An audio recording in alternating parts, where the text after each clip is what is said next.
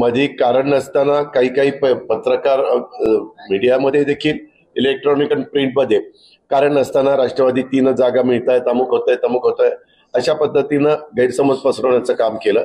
आमच्यात कुणाच्यातही गैरसमज नाही. त्या संदर्भामध्ये त्यांची फक्त आमच्या मित्रपक्षांची एवढीच भूमिका होती, आम्ही 23 जागा जिंकलेल्या आहेत, आम्ही 18 जागा जिंकलेल्या आहेत, त्याच्यामुळे आम्हाला तेवढ्या जागा मिळाव्यात.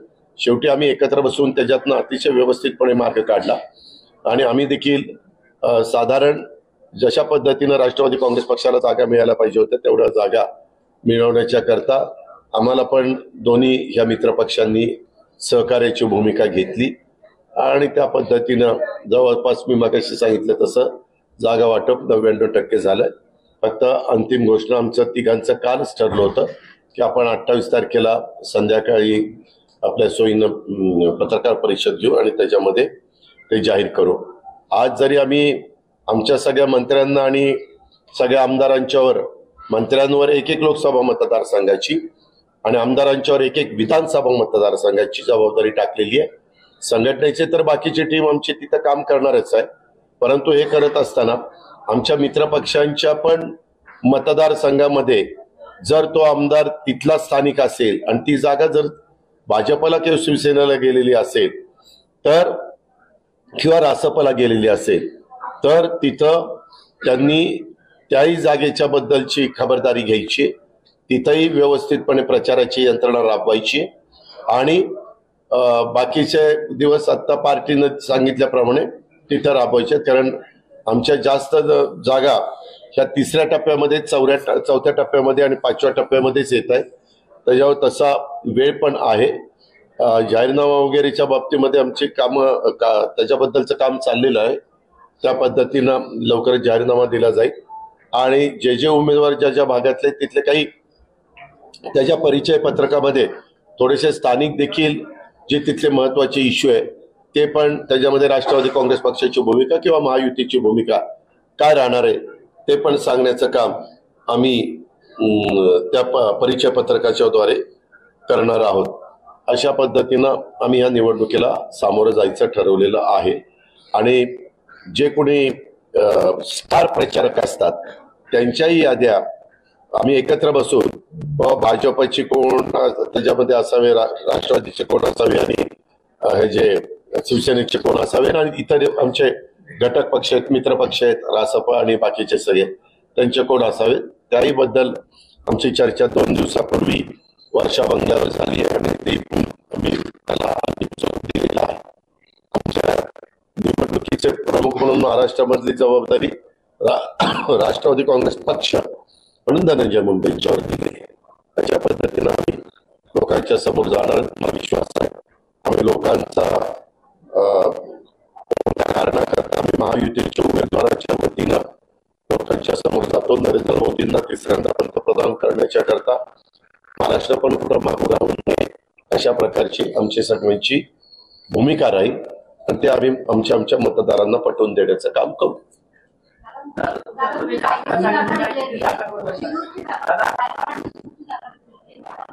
रायगड ही शिरूरची नाही, रायगडची डिक्लेअर केली. शिरूरची त्या कार्यक्रम झाल्यानंतर करणार आहे. जरा बारामतीचा सस्पेन्स ठेवतो ना, कारण तुम्ही सारखं काही पण मलाही ऐकायला बरं वाटतं. अरे वा हे आता नाव आलं का, अरे वा आता हे नाव आलं का. त्याच्यामुळे तुम्ही काळजी करू नका. व्यवस्थितपणे आणखीन बरं वाटू व्यवस्थितपणे 28 तारखेला देतो. पण तुमच्या मनात जे नाव आहे तेच नाव तिथे येणार आहे.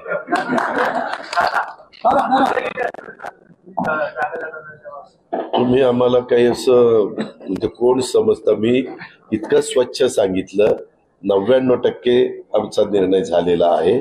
100वा टक्का 28 तारखेला संपणार आहे आणि आम्ही आपल्या पुढे येणार आहे.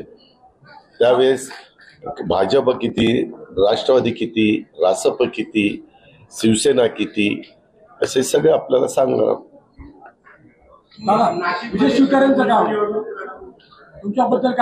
त्याच्यामध्ये प्रत्येकाला लोकशाहीमध्ये आपलं आपलं मत मांडण्याचा अधिकार आहे, बोलण्याचा अधिकार आहे. तो संविधानाने आपल्याला दिलेला आहे आणि त्याच्या संदर्भामध्ये मला एकनाथराव आणि स्वतः देवेंद्रजी म्हणाले की आपण त्याबद्दलचा जो काही निर्णय आहे तो 28 तारखेला घेऊ. तुम्हाला ऑब्जेक्शन नाही? काही नाही, तुम्ही पण मला काही बोला, माझं काही ऑब्जेक्शन नाही. माझी भूमिका विकास आणि आज देश प्रगतीपथावर पुढे चाललेला आहे. आज जगामध्ये देशाचं नाव निश्चितपणे आपलं वाढतंय. आज आपल्याला प्रतिष्ठा मिळालेली आहे आणि सगळे वेगवेगळे नॅशनल हायवे असतील, पोर्ट असतील, तुमचे एअरपोर्ट असतील, अशा सगळ्या बाबतीमध्ये कामं मोठ्या प्रमाणात चाललेले आहेत. कोस्टल रोड असतील, मेट्रो असतील, वंदे भारत ट्रेन असतील, अनेक प्रकारची कामं मोठ्या प्रमाणात गेल्या 10 वर्षामध्ये चाललेली आहेत. आपण सगळेजण पाहतो. चर्चेत आहे कशात? नाशिक लोकसभेतलं छगन भुजबळांचं नाव चर्चेत आहे. नाशिकच्या लोकसभेवरती आपण दावा करणार आहात? अजून आम्ही तुम्ही पुन्हा मला तेच विचारताय. मी सांगितलं 28 तारखेला आम्ही कोण उमेदवार कुठं देणार आहोत आणि कुठल्या जागा आपल्याला मिळालेल्या आहेत, कुठल्या पक्षाला महायुतीच्या जागा मिळालेल्या आहेत, त्यावेळेस ते चित्र स्पष्ट होईल. जागा आम्ही भरपूर मागण्याचा प्रयत्न केला, परंतु चर्चेत असं झालं की 23 तर ऑलरेडी सिटिंग बीजेपीचे आणि 18 शिवसेनेचे आहेत. त्याच्यातले काही उद्धवजींच्या बरोबर आहेत, काही आता उभाटाकडे आहेत. परंतु अशा प्रकारचं चित्र तिथं मांडलं गेलं आणि त्याच्यातून म्हणजे जवळपास 41 जागा तर ह्याच होतात. परंतु तरी देखील व्यवस्थितपणे आमच्या कार्यकर्त्यांचं समाधान होईल अशा पद्धतीने जागा आम्ही मागितलेल्या आहेत. तुम्ही मला गंमत कळत नाही. मी इतकं तुम्हाला स्पष्ट सांगतो की मी 28 तारखेला संपूर्णपणे तिन्ही पक्ष आणि मित्र पक्षांच्या उमेदवार जागांच्या संदर्भात आम्ही तिघं एकत्रपणे प्रेस घेऊन तुम्हाला सांगणार आहे. तरी तुम्ही मला वेगवेगळ्या पद्धतीचे प्रश्न त्याच्यामध्ये मग जाहीर ते 28 ला होईल ना बाबा. दम काढ ना, इतका दम काढला हो का? त्यांना भारतीय जनता पक्षाचे नेते समजून सांगण्याचं काम करतील.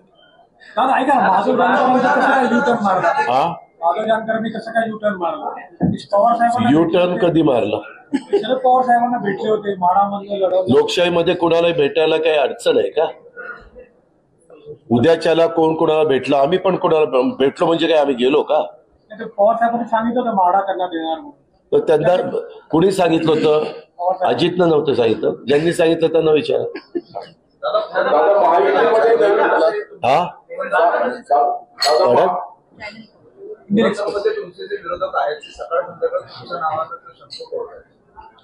माझे विरोधक मी मगाशी तुम्ही रिपीट का करता? मी मगाशी त्यांच्या प्रश्नाला काय उत्तर दिलं? मला त्याच्याबद्दल कुठली कॉमेंट्स, त्या वक्तव्याबद्दल कुठली कॉमेंट्स करायचे नाही. काय कॉमेंट्स करायचे तो तर माझा अधिकार आहे. No comments. दादा दोन प्रश्न. एक तर महायुतीमध्ये नवीन मित्र घेण्याबाबत म्हणजे आता काही वेळा गोगावले जे आहेत त्यांच्या राष्ट्रवादीला सोबत घेण्याची आवश्यकता नव्हती म्हणजे आधी लोक असताना. आणि तिसरं म्हणजे मनसेला गोगावले का खाली कार्यकर्ते प्रत्येक जण आपले मतं मांडतात. हे निर्णय होतात ते वरिष्ठ पातळीवर होतात. आता प्रत्येक पक्षामध्ये असंख्य कार्यकर्ते असतात. त्या प्रत्येकाची मतं वेगवेगळी असू शकतात. मतांतर असू शकतं, वेगवेगळ्या विचारधारा असू शकतात. माझ्या माहितीप्रमाणे मला जे अवगत आहे त्यामध्ये आम्ही काही प्रमुख लोक राष्ट्रवादीचे, शिवसेनेचे प्रमुख म्हणून एकनाथराव शिंदे आणि भाजपचे प्रमुख म्हणून देवेंद्रजी असतील, अमित भाई असतील, नरेंद्र मोदी साहेब असतील, नड्डा साहेब असतील, हे निर्णय घेतात. आता ह्याच्यापेक्षा आणखीन कुणाला निर्णय घ्यायचा अधिकार असेल तर माझ्या ज्ञानामध्ये भर घाला. मी जरूर आपल्या सूचनेचा आदर करीन आणि रासपचे नेते म्हणजे प्रमुख म्हणून आपले महादेवराव जानकर. समजलं? शिरूरचा उमेदवार निवडायला उशीर लागला का? नाही लागला. 3 महिन्यांपूर्वी तुम्ही चॅलेंज दिलं होतं आपण बोलायला आणि 3 महिन्यानंतर तुम्हाला उमेदवार त्या ठिकाणी मिळाला. असं नाही रे बाबा. त्यामध्ये मी जसं मागच्या वेळेस 5 वर्षापूर्वी फार विचार करून तिथं उमेदवार शोधून काढला होता ना? नव्हता काढला. अमोल कोल्हेंना मीच माझ्या घरी बोलवलं होतं प्रेमकोटला. तिथून हे विरोधी पक्ष नेत्यांच्या घरी देऊन प्रेस घेतली, सांगितलं आणि तो उमेदवार त्या ठिकाणी दिला। त्यावेळेस तर आमच्याकडे इतर वेगवेगळ्या मान्यवरांनी मागणी केलेली होती, हे आपल्याला ज्ञात असेल। त्या पद्धतीनं निवडणुका हे जिंकण्याकरता लढायच्या असतात, लढायच्या म्हणून लढायच्या नसतात। आणि त्याच्यामुळं तो मतदारसंघामध्ये येणारे 6 विधानसभा मतदारसंघ, त्या मतदारसंघात ज्याला जागा जाणार आहे त्या पक्षाच्या कार्यकर्त्यांना विश्वासात घेणं, तिथल्या आमदारांना विश्वासात घेणं, तिथले तालुका अध्यक्ष असतील, इतर प्रमुख घटक असतील त्यांना विश्वासात घेणं, ह्या सगळ्या गोष्टी आम्ही 2-3 दिवसापूर्वी पार पाडल्या। तुम्ही बघितलं असेल, दिलीप वळसे पाटील साहेब, मी आणि आमचे काही सहकारी हे आपल्या खेडमध्ये येऊन आम्ही 5 मतदारसंघात कव्हर केलेले होते। आम्ही महेश लांडगे साहेब भोसरीचं प्रतिनिधित्व करतात, त्यांनाही विचारलेलं होतं त्यांचं मत काय, विलास लांडेंना विचारलेलं होतं, अजित गव्हाणेंना विचारलेलं होतं। लोकशाहीमध्ये साधारण आपण ज्यावेळेस भूमिका घेतो त्यावेळेस जास्तीत जास्त लोकांना विश्वासात घेऊन पुढे जाण्याचा प्रयत्न करतो, आणि त्या पद्धतीनं मी आणि माझ्या सगळ्या सहकाऱ्यांनी तसा प्रयत्न केला आणि तशा प्रकारे आता आम्ही पुढे चाललेलो आहे। आपण आमची काळजी करू नका, आम्हाला फक्त शुभेच्छा दिल्या तर धन्यवाद, नमस्कार। आपल्या सर्वांची मनस्वी राष्ट्रवादी काँग्रेस पक्षाच्या वतीनं आभार व्यक्त करतो।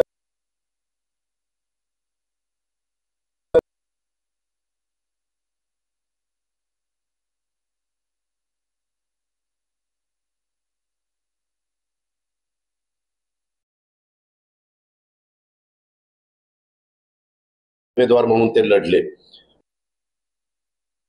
प्रयत्न केला जाईल। मला असं वाटतं पहिल्या टप्प्यातील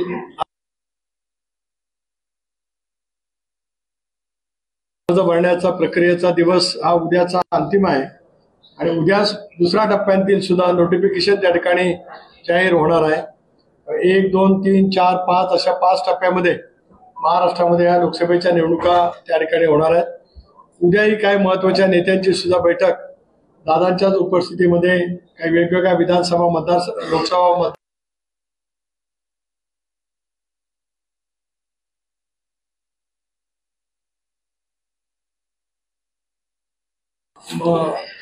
निवेदन करायचं होतं। मी आता दादांना विनंती करतो की त्यांनी आपल्याशी या ठिकाणी संबोधित करावं। नमस्कार। तुमचे प्रांताध्यक्ष सुनीलजी, धनंजयजी, संजयजी, रुपाली चाकणकर, अविनाश अधिक आणि उपस्थित सर्व पत्रकार बंधू मंडळी, आताच आजची मीटिंग आमच्या आमदारांची सगळ्या मंत्र्यांची का बोलवलेली होती त्याच्याबद्दलची पार्श्वभूमी प्रांताध्यक्षांनी तुम्हाला सगळ्यांना सांगितली। आम्ही मध्ये एकत्रपणे चर्चा करून जवळपास महायुतीचे 48 ज्या जागा आहेत त्याबद्दल महाराष्ट्रामध्ये साधारण कोणी कोणत्या कोणत्या जागा लढवायच्या याबद्दल मागे तुम्हाला मी किंवा देवेंद्रजींनी सांगितले तो 80% काम झालेलं आहे। आता मी आपल्याला सांगतो 99% काम झालेलं आहे। फक्त आमचं ठरलेलं आहे की 28 तारखेला मी, देवेंद्रजी आणि एकनाथराव शिंदे असं एकत्रपणे मुंबईला प्रेस कॉन्फरन्स घेऊन त्याबद्दल बरेचसे उमेदवार, पण आता तर पहिल्या टप्प्यातले उमेदवार जाहीर करणं क्रमप्राप्त होतं, दुसऱ्या टप्प्यातले जाहीर करणं क्रमप्राप्त होतं। त्या पद्धतीनं वेगवेगळ्या राजकीय पक्षांनी, इव्हन आम्ही देखील महायुतीचे आणि समोरच्या पक्षांनी देखील, विरोधी पक्षांनी त्यांचे उमेदवार जाहीर केलेले याद्या आपल्याला सगळ्यांना पाहायला मिळालेल्या आहेत। आणि राहिलेल्याबद्दलचा 28 तारखेला सगळी नावं त्या ठिकाणी आपल्याला मिळतील। आज मी पहिली रायगड लोकसभा मतदारसंघातनं तिथले उमेदवार म्हणून राष्ट्रवादी काँग्रेस पक्षाच्या वतीनं सुनील तटकरेजी तिथं उमेदवारी महायुतीचे उमेदवार म्हणून त्या ठिकाणी लढवतील। यामध्ये भारतीय जनता पक्ष, शिवसेना, राष्ट्रवादी काँग्रेस पक्ष, तसंच आठवले साहेब, तसंच कवाडे साहेब, तसंच सदाशिवराव खोत, तसंच रासपचे महादेव जानकर, तसंच विनय कोरे, कवाडेंचं नाव सांगितलं, असे सगळे मिळून खरात, सचिन खरात असे सगळे घटक पक्षाचे आमचे मित्र पक्षाचे सगळे सहकारी मिळून आम्ही ह्या 48 जागा महाराष्ट्रातल्या लढवतोय. काही फॉर्म पण भरलेले आहेत. आज देखील काही भागामध्ये फॉर्म भरण्याच्या करता स्वतः देवेंद्र फडणवीस साहेब विशेषतः विदर्भामध्ये गेलेले आहेत. कारण तुम्हाला माहिती आहे पहिल्या टप्प्यामध्ये विदर्भातल्याच निवडणुका आहेत आणि बाकीच्या संदर्भामधला इतर जागा या 28 तारखेला मी आपल्याला त्याच्या संदर्भात सांगेन. आता थोड्या वेळाने मी सुनील तटकरेजी, दिलीप वळसे पाटील साहेब आम्ही सगळेजण आंबेगावला पण जाणार आहे. आंबेगावला शिवाजीराव आढळराव पाटील जे 20 वर्षापूर्वी आमच्या पक्षातनं शिवसेनेमध्ये गेलेले होते त्यांना आम्ही पुन्हा पक्षप्रवेश त्या ठिकाणी देतोय. तो पक्षप्रवेश दिल्यानंतर दुसरी जागा मी तिथं त्या पक्षप्रवेशाच्या वेळेस जाहीर करेन. पक्षप्रवेश झाल्यानंतर तिथं मी जाहीर करेन आणि अशा प्रकारे बाकीच्या मी तुम्हाला 28ला सगळ्याच महायुतीच्या जागा कुणाला किती कसं होणार आहे त्याबद्दल ते सांगितलं जाईल. एक गोष्ट मला पत्रकार मित्रांना आवर्जून सांगायची, तुमच्या मार्फत महाराष्ट्राला देखील सांगायची. 5 वर्षापूर्वी ज्यावेळेस लोकसभेच्या निवडणुका झाल्या त्यावेळेस एकूण 48 जागा होत्या. त्या 48 जागांमध्ये आम्ही महाविकास आघाडीच्या वतीनं लढलो आणि एकनाथराव शिंदे आणि देवेंद्रजी हे सगळेजण भाजप शिवसेना म्हणून युतीचे उमेदवार म्हणून ते लढले. त्याच्यामध्ये बीजेपीच्या 23 जागा निवडून आल्या, शिवसेनेच्या 18 जागा निवडून आल्या. त्यावेळेस बायफर्फिकेशन 48 जागांचं 23 बीजेपी, 18 शिवसेना, 4 एनसीपी, 1 काँग्रेस, 1 नवनीत राणा आम्ही पुरस्कृत केलेलं होतं कारण ती जागा आम्हाला मिळालेली होती. आम्ही नवनीत राणांना अमरावतीमध्ये पुरस्कृत केलेलं होतं, त्या निवडून आल्या. एमआयएमची 1 जागा छत्रपती संभाजीनगर मधनं निवडून आली. अशा 48 जागा त्या बाबतीमध्ये होत्या. मध्ये कारण नसताना काही पत्रकार मीडियामध्ये देखील इलेक्ट्रॉनिक आणि प्रिंटमध्ये कारण नसताना राष्ट्रवादी 3च जागा मिळत आहेत, अमुक होतंय अशा पद्धतीनं गैरसमज पसरवण्याचं काम केलं. आमच्यात कुणाच्यातही गैरसमज नाही. त्या संदर्भामध्ये त्यांची फक्त आमच्या मित्रपक्षांची एवढीच भूमिका होती. आम्ही 23 जागा जिंकलेल्या आहेत, आम्ही 18 जागा जिंकलेल्या आहेत, त्याच्यामुळे आम्हाला तेवढ्या जागा मिळाव्यात.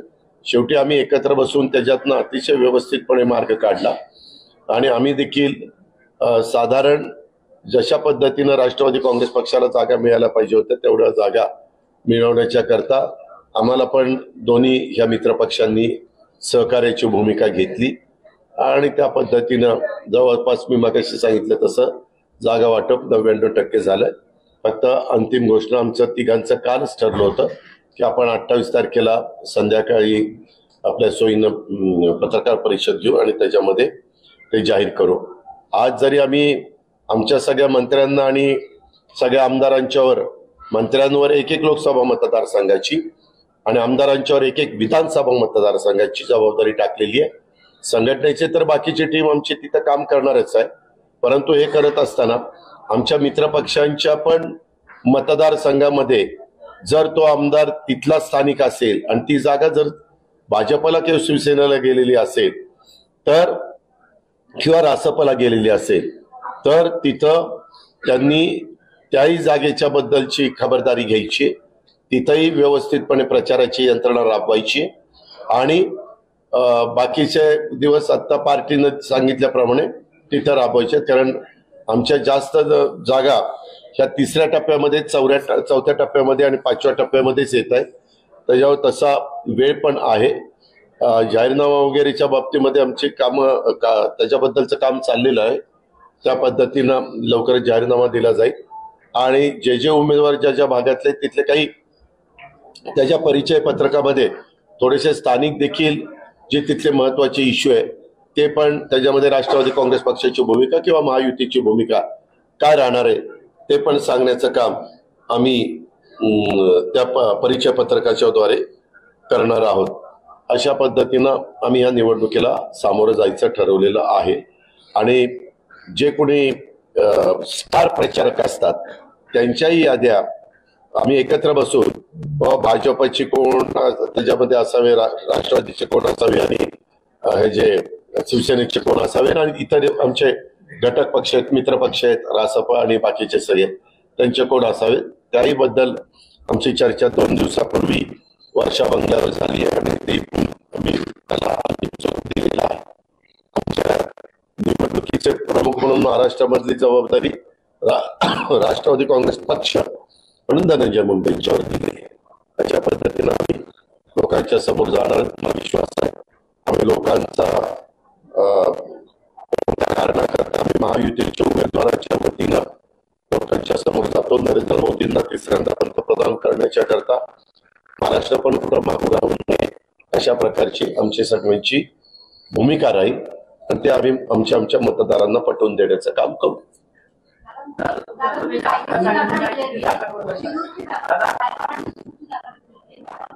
रायगड ही शिरूरची नाही, रायगडची डिक्लेअर केली. शिरूरची त्या कार्यक्रम झाल्यानंतर करणार आहे.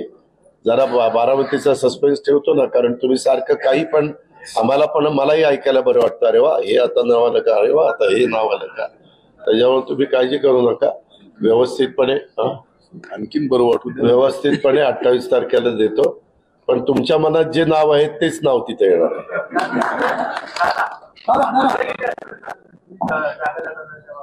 तुम्ही आम्हाला काही असं म्हणजे कोण समजता. मी इतकं स्वच्छ सांगितलं. 99% आमचा निर्णय झालेला आहे. 100वा टक्का 28 तारखेला संपणार आहे आणि आम्ही आपल्या पुढे येणार आहे.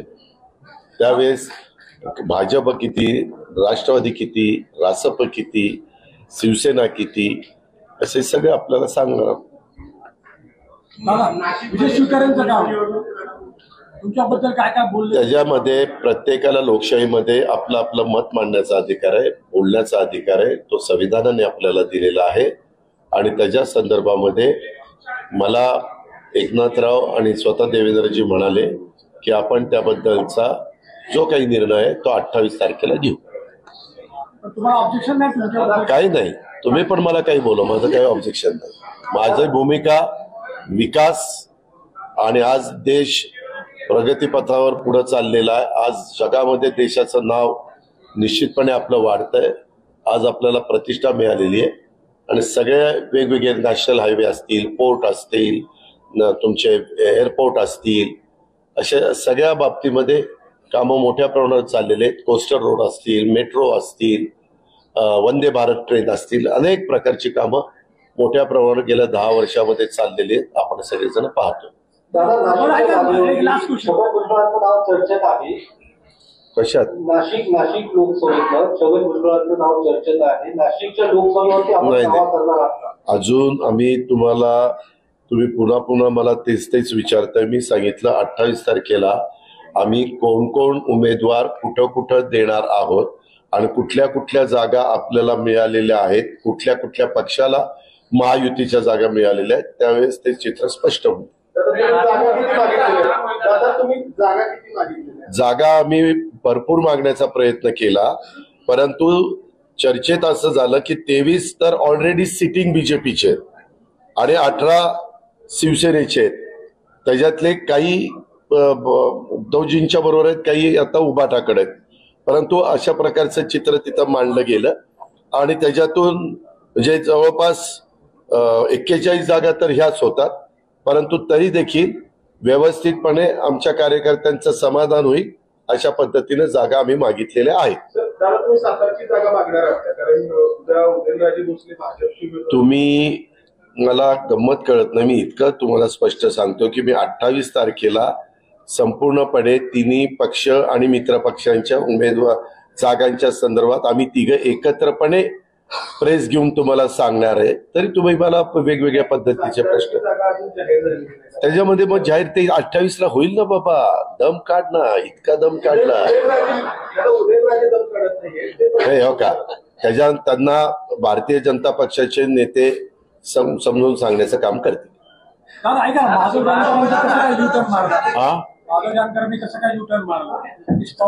युटर्न कधी मारला? शरद पवार साहेबांना भेटले होते, माडामध्ये लढवलं. लोकशाहीमध्ये कोणाला भेटायला काही अडचण आहे का?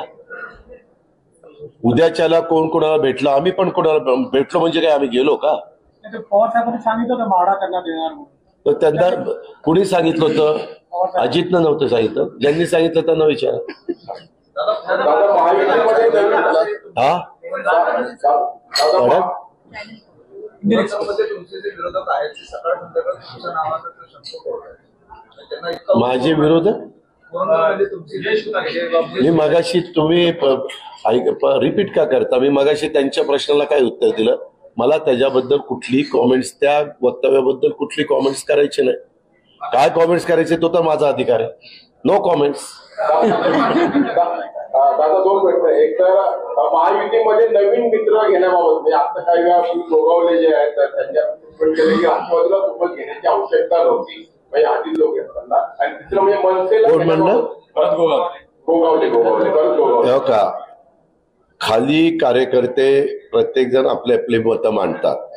हे निर्णय होतात ते वरिष्ठ पातळीवर होतात. आता प्रत्येक पक्षामध्ये असंख्य कार्यकर्ते असतात. त्या प्रत्येकाची मतं वेगवेगळी असू शकतात. मतांतर असू शकतं, वेगवेगळ्या विचारधारा असू शकतात. माझ्या माहितीप्रमाणे मला जे अवगत आहे त्यामध्ये आम्ही काही प्रमुख लोक राष्ट्रवादीचे, शिवसेनेचे प्रमुख म्हणून एकनाथराव शिंदे आणि भाजपचे प्रमुख म्हणून देवेंद्रजी असतील, अमितभाई असतील, नरेंद्र मोदी साहेब असतील, नड्डा साहेब असतील, हे निर्णय घेतात. आता ह्याच्यापेक्षा आणखीन कुणाला निर्णय घ्यायचा अधिकार असेल तर माझ्या ज्ञानामध्ये भर घाला. मी जरूर आपल्या सूचनेचा आदर करीन. आणि रासपचे नेते म्हणजे प्रमुख म्हणून आपले महादेवराव जानकर. समजलं?